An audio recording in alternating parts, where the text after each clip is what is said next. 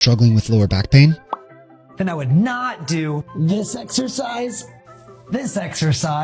or this exercise. But it's not because these exercises are bad. It's because acute low back pain episodes require a different approach than subacute or chronic pain. Instead, I recommend this approach. Get next to a bench or a chair or a couch, prop your legs up in our 90-90 breathing position, and allow your lower back to flatten into the floor to totally relax. This will take pressure off of the discs and elongate the muscles of your lower back, helping it to calm down and desensitize.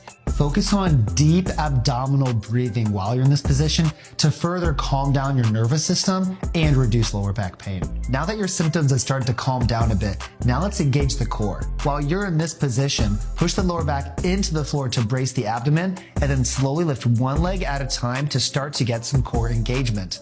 This will help your body's ability to tolerate load. Now that everything's calmed down and engaged, we can start to get some mobility back into the spine. Now we can get into a gentle mobility exercise called the windshield wiper.